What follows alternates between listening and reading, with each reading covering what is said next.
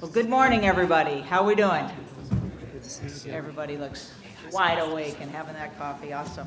So I'm Cathy Reheis-Boyd, President and CEO of the Western States Petroleum Association. And again, welcome to the 17th Annual 23 Kern County Energy Summit. Thank you, Kern EDC. Thank you, Richard, very much for bringing everyone together. So it is my honor to be here this morning. Why is that? I started my career here in Bakersfield, in Kern County, some 40 years ago. And it's just one thing I can say about coming home to Kern County, because I worked for Getty here, I worked for Texaco here, and then I started the oil producing office for the Western States Petroleum Association here. It's the people. It's all of you. So thank you for being who you are, for showing up how you are, for working every day and doing all the wonderful things you do, and thank you for having me back to really what I consider my home. So thank you. So I'm very honored to facilitate what I think is really one of the most important conversations I believe our state, our industry, our energy stakeholders need to be having. And that is, how do we create a more diverse, sustainable energy future, a more diverse energy mix? And I've spoken a lot about the issue of energy realities. I gave 2 talks yesterday to 2 different groups about this topic.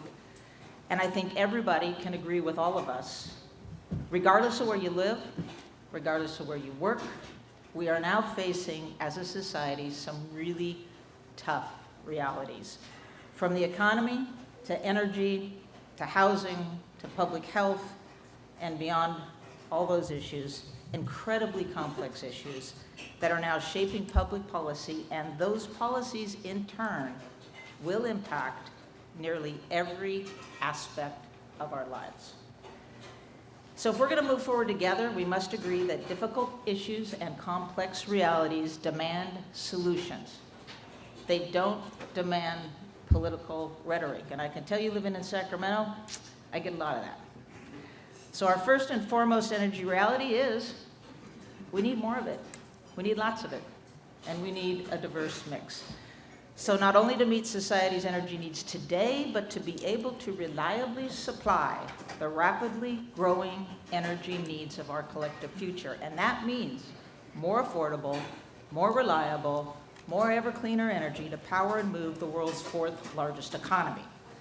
So without further ado, I'd like to introduce to you 4 of our very prestigious leaders representing some of the top oil producers in California to talk more about how traditional oil and gas companies are dealing with these energy realities and preparing for tomorrow's energy portfolio.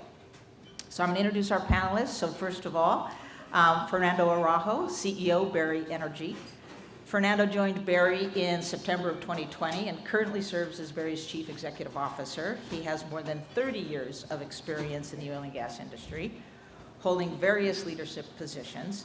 Started his professional career with Shell Oil Company in Bakersfield in 1991 as a production engineer, graduated from Pomona College with a Bachelor of Arts degree in biology, and then from there, California State Polytechnic University with a Bachelor of Science in Mechanical Engineering, and then from there, California State University, Bakersfield, with a Master in Business Administration.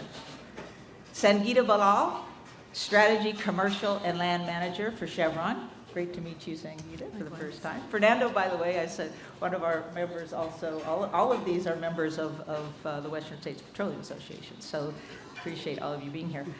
And Sangeeta has been Strategy, Commercial, and Land Manager in Chevron's San Joaquin Valley Business Unit, based here in Bakersfield. Her role includes management of lower carbon activities, performance activities, asset retirement strategy. She has a range of business and commercial positions with Chevron's midstream and upstream business, and a breadth of locations, including, you have traveled the world, girl, Western Australia, Japan, Texas, Angola. She received her bachelor's degree in psychology, which, believe me, in California right now, that's got to be really valuable. And a business minor from Boston's University in 2005, and a dual master's degree, environmental management and business administration from Duke University in 2012. Thank you, Sangeeta, for joining us. Omar Hayat, Executive Vice President of Operations, California Resources Corporation, CRC as we fondly call them.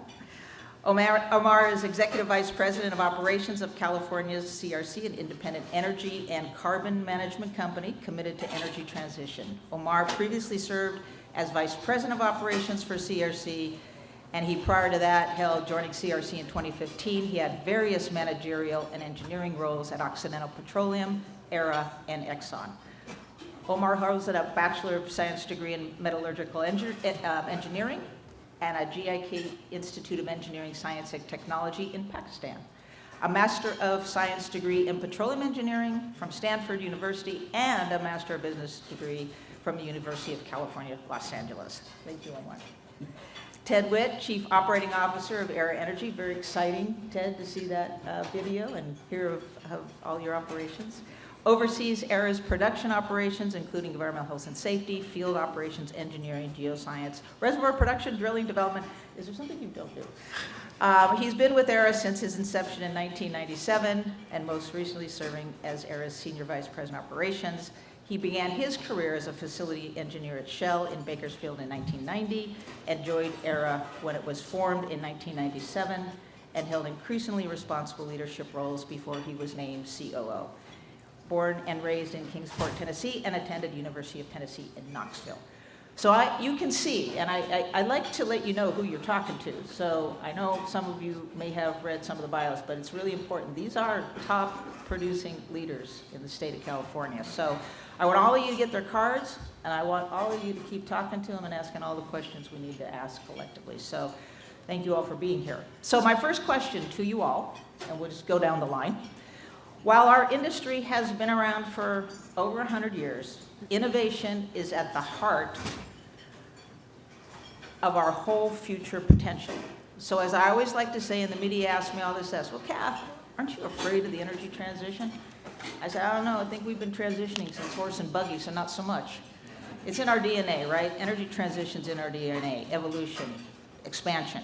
So can each of you describe how your individual organizations approach innovation, especially as it relates to meeting the future energy demands of our state? So, Fernando, I'll start with you. Yeah, thank you, Cathy. And that's a really good question, a question that really hits home for us, for me in particular. One of Barry's core values is to breed excellence. And obviously, part of breeding excellence is innovation. And that's something that we truly encourage every day in our day-to-day business. But currently, we're in a very interesting space right now as an industry. On one side, we have Californians demanding oil and oil products every day, and that's not going away anytime soon, which is a good thing. And then on the other side, we have policymakers who are pushing us to reduce our in-state supply and also reduce emissions, which is also actually a good thing. But it is a very strange dynamic. It is a back and forth, and it's something that we need to work on and deal with.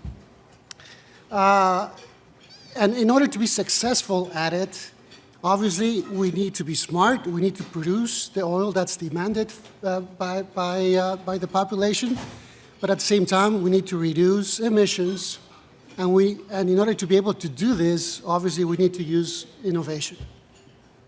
And I want to give you an example of what Barry has done recently in terms of innovation that's doing just this. A couple of weeks ago, we announced discovery in the Midway Sunset Field. There's an undeveloped block in the Midway Sunset Field where we tested production oil and gas from a deeper reservoir, a reservoir that doesn't require steam injection to produce, which is a good thing, less carbon footprint. And because of that, we're going to be able to produce the field on a per barrel basis better in terms of our carbon footprint than before.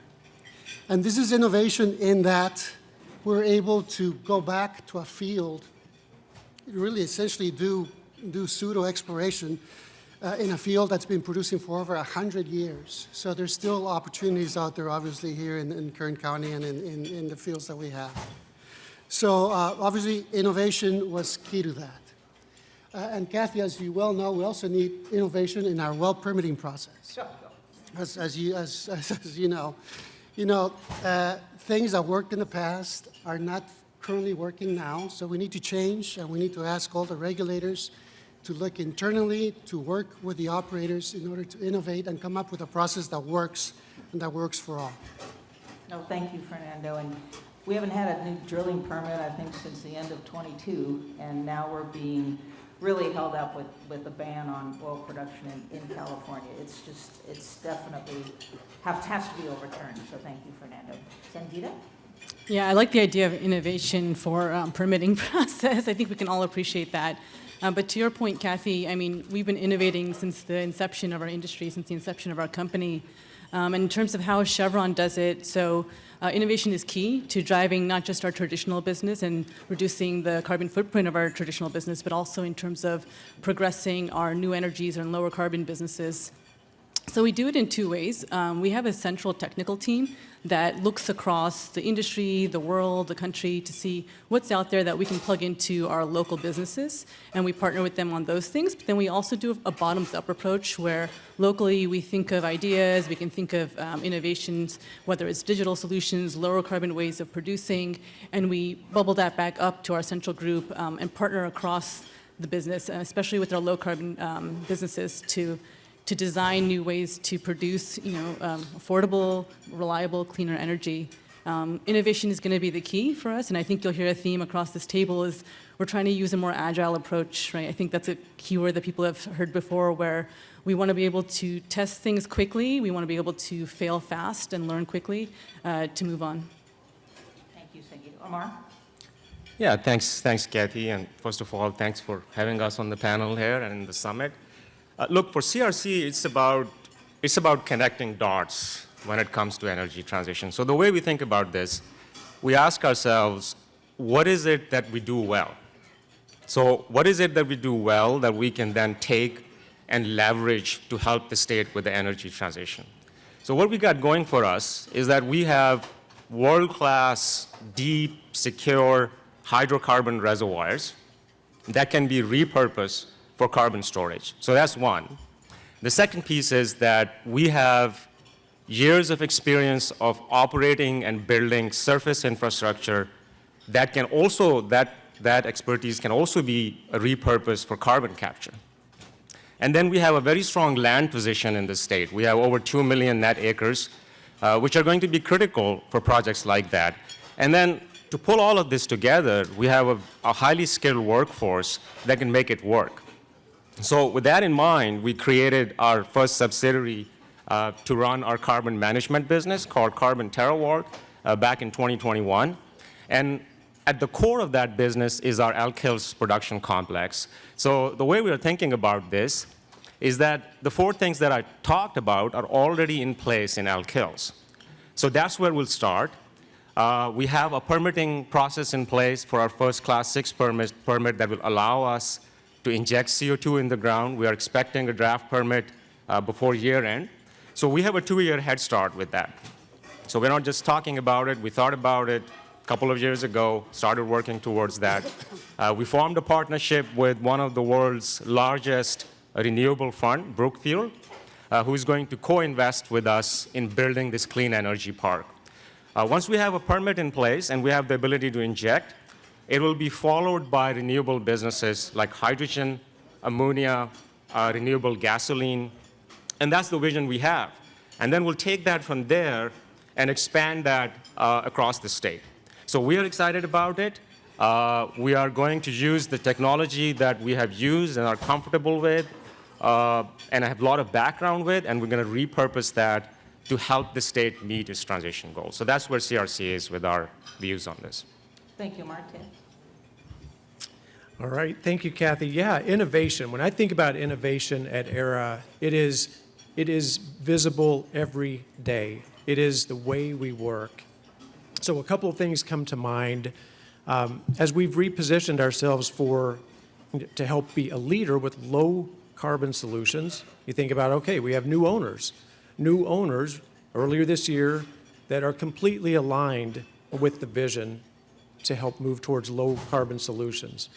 We had hired a C-suite executive, Randy Hoyle, who has multiple mega renewable projects that he has led. He's a great addition to Aera, going to help lead the way there. You think about results across Aera with innovation. We talked about Carbon Frontier. We have, submitted the Class 6 permits. We're working with Kern County on permitting. The direct air capture grant. In the E&P part of the business, an example that comes to mind is around energy efficiency. We've reduced our methane emissions significantly over the past 10 years, and we do that through technology, and we continue to make improvements year on year. So those are some key things that come to mind with innovation. Thank you, Ted. And you just heard about the innovation that our companies are looking at as we look at the future. But let's not leave this room understanding, to get to the future, we have got to have a solid oil and gas industry today. Because it's not only the infrastructure of traditional oil and gas, the infrastructure of innovation, those two've got to match up. And I got to tell you, I'm going to use a real technical term here. The California Energy Plan is a dumb plan. It's a dumb plan. I mean, I don't even know we have one, but it's a dumb plan.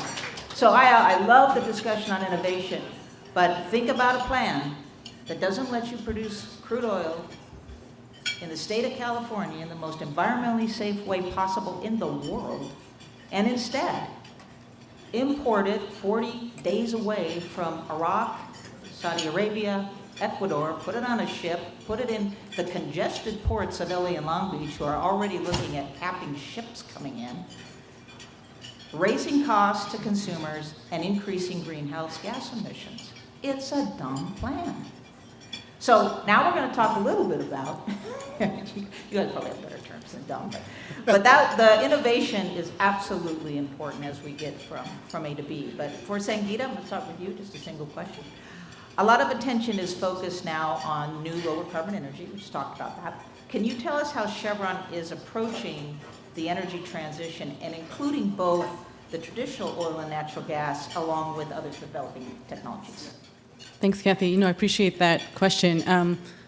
Look, we've seen a lot of companies, especially some of the majors in Europe, go all in on the low carbon side, right? And in recent years, more recent than that probably, we've seen them backtrack where they tried to change the balance. And then we see some companies who decide, we don't want to touch the low carbon space, maybe right now, we're going to go all in on the fossil fuel side. We're taking a much more balanced approach. Our core piece is, I'm going to repeat it, just to be able to safely deliver affordable, reliable, clean energy. And to do that, we're going to leverage our strengths and capabilities. So in particular, in the low carbon, the new energy space, we've invested $10 billion in areas that we think we're good at or could be good at, right? And so that's carbon capture sequestration, it's hydrogen, it's renewable fuels, it's geothermal.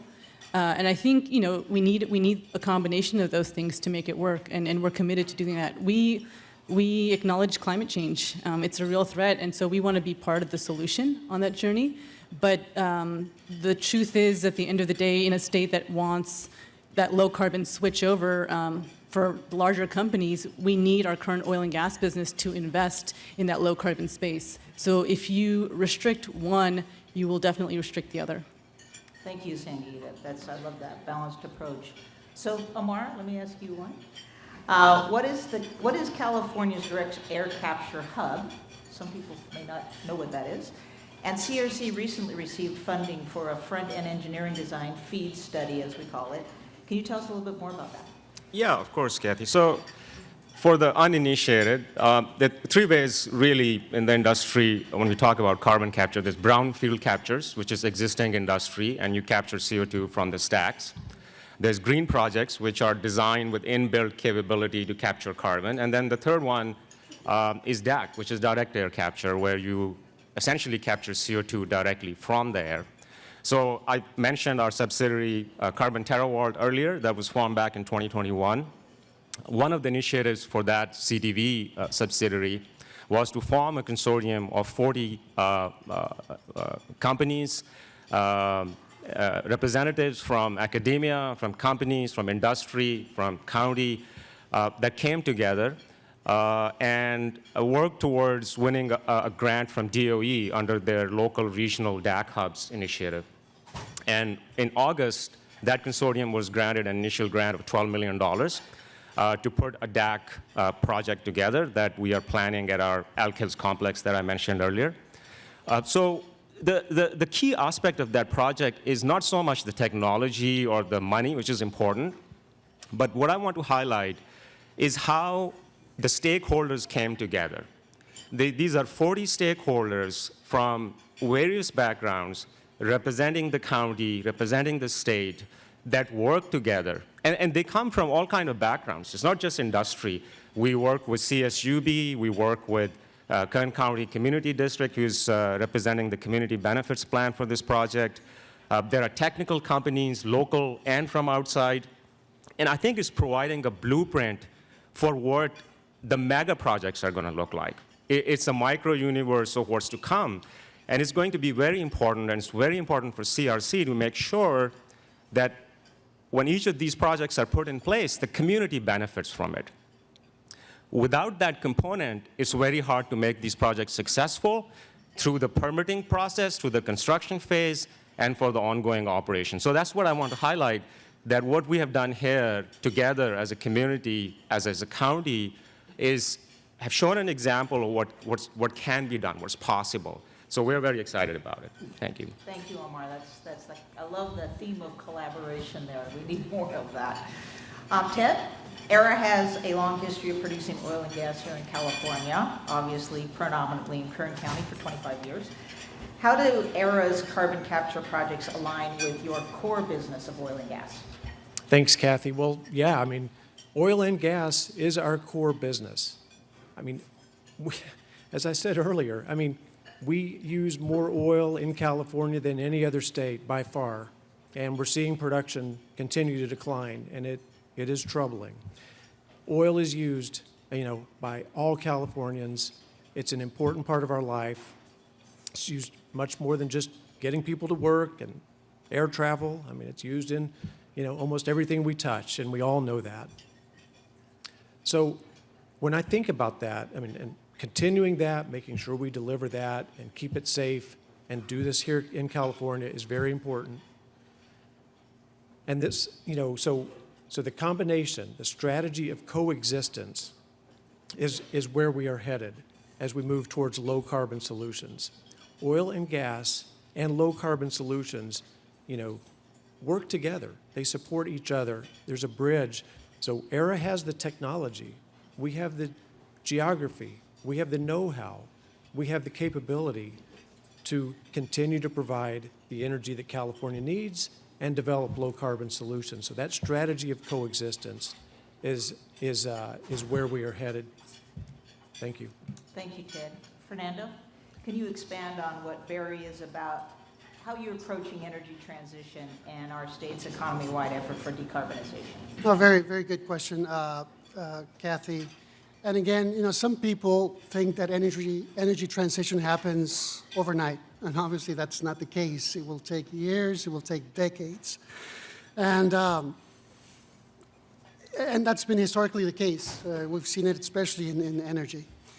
But at the same time, we know that demand in California is going to be, demand for oil and gas in California is going to be there for years and years to come, which is a good thing. And we at Barry, we want to be good corporate citizens. We want to do what we can to reduce the impact to the environment. But then at the same time, we have to realize who we are as a company. We're smaller than some of the neighbors that we have, and we have to take that into account as well. Now, in terms of CCUS projects, we've looked into those projects, but we do have a small footprint. And what makes sense to us is to not have our own project. It doesn't make economic sense for us to have our own project. So our strategy from that perspective is to collect our own emissions and deliver those emissions to a third-party storage project. And there's a few of those projects in the works, as you know. At the same time, we have a service company that's part of Barry. We have C&J Services. And with C&J Services, we abandon 2,000 to 3,000 wells a year. And by doing so, we are reducing fugitive emissions. And these are methane emissions, which, as you know, are worse than CO2 emissions. And that's something that we want to keep doing. That's a part of the business that we want to grow as well. And then in terms of other projects, just this year we completed our first solar project in one of our fields in Kern County. And that solar project is allowing us to demand less electricity from the grid. It's allowing us to reduce our carbon footprint and reduce our emissions, scope 2 emissions, and that's a good thing. So we're looking at opportunities to do more of that in our fields here in Kern County. But at the end of the day, we want to be a good corporate citizen. We want to be socially responsible, and obviously we want to minimize the impact to the environment. Thank you, Fernando, very much. And what you're hearing here is all of our companies, every single one of them, are invested in innovation for the future. If not us, then who? I tell that to the media all the time. If not us, then who do you think is going to do this? It's all of these leaders in the oil and gas industry. And let's make no mistake, we support an all-of-the-above energy strategy. We support cleaner traditional oil and gas. We support hydrogen, renewable diesel, renewable natural gas, CCUS, which we're hearing a lot about, is the best technology to get California to meet its carbon neutrality goals in 2045. But we've got to have a strong oil and gas company. So our governor decided to ban the sale of internal combustion engines in 2035. Can't sell anymore. 2035, no more sale in California of internal combustion engines. So I said, Governor, we got 40 million people that drive 36 million cars and trucks, and they're all internal combustion engines. It's great we've got 800,000, almost 1 million electric vehicles, but you know, I'm not a great major in math, but that's a big gap between 1 million and 36 million. And I said, how many cars and trucks that are internal combustion engines do you think we have to fuel in 2035 when you quit selling them? 36 million. So we've got to continue to produce crude oil in the cleanest way possible in California, give it to refiners so they can make clean gasoline, the cleanest gasoline on the planet, so we can supply fuel to 36 million cars and trucks, 40 million people. It's just math. So to get from A to B, gotta have both. Strong here, strong there. So thank you all for taking that question. I'm gonna do a group question now. So even with a diverse energy mix, California is gonna need more energy, not less. And we can, as we continue to try to meet, as Lorelei says, some very meritorious state aggressive climate goals. We all understand climate change is a very big issue and we're all totally bought into solving it. However, our state policy and regulatory environment doesn't tend to make our jobs any easier. I talked yesterday, is this an energy evolution or an energy revolution? Is this a lumpy transition or is it a transition of hanging cliffs and hard landings?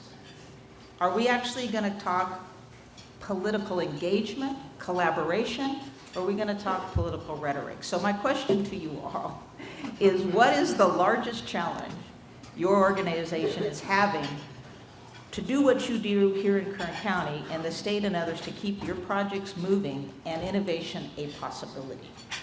Fernando, we'll just go down one. That's an easy question to answer. The biggest challenge that we have by far is the regulatory environment in California and our ability to get permits. You know, I've worked in different places around the world, very tough places, but by far California takes the cake when it comes to being the toughest place in terms of the regulatory environment. And it is what it is, frankly. And also what's really frustrating is the fact that we're in the middle of one of the great oil basins in the world. And we've got still, after over 100 years of production, we still have the opportunity to drill wells, do workovers, improve our infrastructure, and really benefit the economy, the Kern County economy, California economy, create jobs, bring money in. And that's really frustrating. And CalGEM has become very risk adverse. And the timing of everything that they do is really unknown, takes a long time. And what we are really looking for is for clarity in the permitting process, a permitting process that's predictable, a permitting process that's reliable. And that's what we need to go forward. But by far, that is the biggest challenge that we have. Thank you, Sangeeta. Just one? You just, okay. Just one. I'm going to actually echo Fernando on that. The permitting structure has been a real challenge. I came from Angola, and I thought, government is very opaque, it's really difficult to navigate, but California has been a whole different story, and surprising for the U.S. So I think, on the permitting line, a more structured, predictable permitting process. I know Kern County had one in place, and unfortunately that's been stopped. To enable what California is looking for, like I said before, if you restrict the permitting process, you're hurting actually both sides of the equation there, whether it's the traditional oil and gas side or the low carbon projects that we're trying to achieve. We want to work with the government. We want to work with communities. We think it's only to the benefit of all. We want to be able to supply local energy to California. We want to provide jobs to the state. We want to fuel economic growth and have them benefit from the tax revenues. So, this has come up quite a bit about this idea of outsourcing our carbon intensity, outsourcing to places where we don't have the transparency into whether it's human rights situations, carbon intensity, and who knows what else. So I will just echo that the permitting process has been the real challenge. Omar? Yeah, let me see how not to get in trouble and not use any colorful adjectives. But no, seriously, this is, energy transition is a challenging problem. It's a complex problem to solve. If you go to, CARB, which is California Air Resources Board scoping plan document, and look at it, we're talking about some crazy, crazy numbers, right? We're talking about like 4x of our grid size. I don't have my numbers correct. Pardon me if I'm off on it, but like 5 gigawatts of solar capacity every year for next 20 years. Those are huge, ambitious numbers, right? And when the problem is so complex, I think it would be a mistake to approach that with just one lens and say, this is how we're going to do it. To solve a complex problem, you have to approach it from multiple angles. And what we want as an industry and CRC is a seat on the table. And I think Richard mentioned that in his comments earlier, and Lorelei kind of pointed to that, is that we're going to need everyone to come together and work on solution for that problem. So if my view, if I have one wish, the proverbial one wish, is that states should look at this and say, let's not look at who is providing the solution. Let's look at what the solution is that's being offered, and then take it and run with it. So if we are made a partner in this transition, I think there's a lot that oil and gas companies have to offer, and that's what I would leave the audience with, is that let's work together on this and not leave out anyone. Thank you, Omar. Yeah, definitely working together. The goals of the state and the challenges of the state are enormous. The goals around low carbon solutions are enormous, as Omar indicated. The needs for oil and gas are enormous.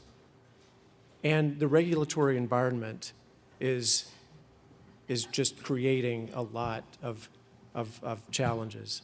I'm concerned, we are losing talent. We are losing the expertise in this state, people who know how to deliver energy, especially oil and gas, seeing that if I want to do that, I need to get out of California. I need to move to another part of the country.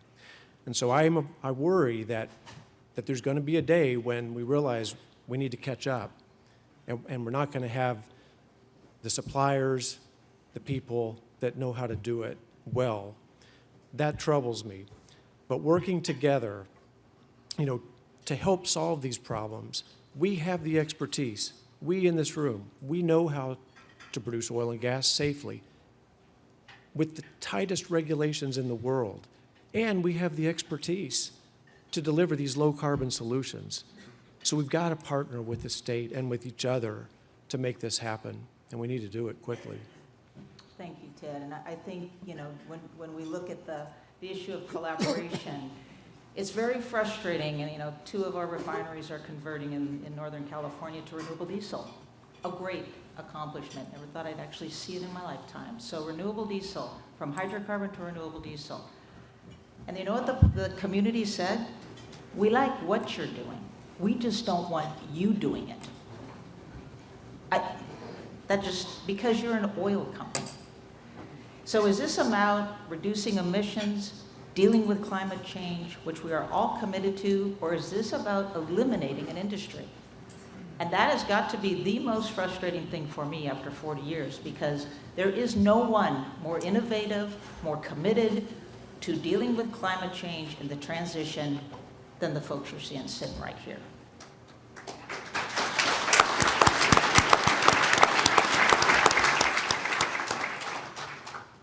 The other one I'll leave with you as in we'll go to our closing question in my last 2.42 minutes, is so Stanford, very reputable, obviously, university, just came out with a study saying they predict for us to go from where we want to go to where the state is asking on the electrification side, the grid, the electricity grid has to increase its capacity by 3 to 5 times. Huge, as Omar is saying, huge numbers. And so we have the Air Resources Board scoping plan, which Omar noted, which is their blueprint on how we're going to get there. And one of their assumptions is that production is on the decline 1 to 2%.